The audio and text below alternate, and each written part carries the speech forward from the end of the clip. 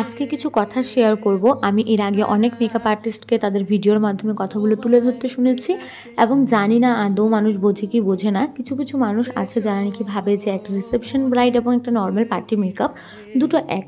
But দুটো এক কী করে হতে পারে? একটা যখন রিসেপশন ব্রাইড আমরা করি তার লুকটা আলাদা হয়, তার প্রসেস আলাদা, তার প্রোডাক্ট আলাদা। আর পার্টি মেকআপের ক্ষেত্রে সেটা কিন্তু টোটালি আলাদা হয়। তো সেই জায়গায় দাঁড়িয়ে দুটো এক কী করে হতে পারে আমার কিন্তু সত্যিই জানা নেই। যদি তোমাদের জানা থাকে তাহলে অবশ্যই আমাকে কমেন্টে কিন্তু জানাতে পারো। এবং আমি এটাও দেখেছি যে যখন বুকিং করে তখন এটা বলে না যে রিসেপশন ব্রাইডের জন্য বুকিং করতে চায়, এটা বলে যে পার্টি মেকআপের জন্য বুকিং করতে চায়। ব্রাইড বললে নাকি মেকআপ আর্টিস্ট চার্জেস বেশি নেবে, বাট সেটা কিন্তু কখনোই না। সবাই নিজের নিজের জায়গায় থেকে নিজের এক্সপিরিয়েন্স অনুযায়ী, নিজের প্রোডাক্ট অনুযায়ী এবং নিজের পরিশ্রম অনুযায়ী কিন্তু মূল্যটা নিয়ে থাকে। তো সেটা কখনোই না যে চার্জেস বেশি নেওয়া হয়।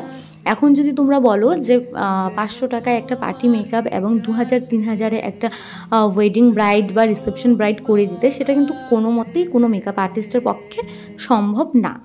তো যদি কথাগুলো খারাপ লেগে থাকে তাহলে সত্যি কিছু করার নেই, বলতেই হতো। এবং এই মেকআপটা তোমাদের কেমন লাগলো জানাতে কিন্তু ভুলো না। ব্রাইডাল বুকিংয়ের জন্য উপরে দেওয়া নাম্বারে তোমরা যোগাযোগ করতে পারো। ক্লাস ডিটেলসের জন্য সেম নাম্বারে যোগাযোগ করতে পারো। ভালো লাগলে শেয়ার করে দিও। দেখা হচ্ছে নেক্সট একটা সুন্দর ভিডিওতে। টাটা।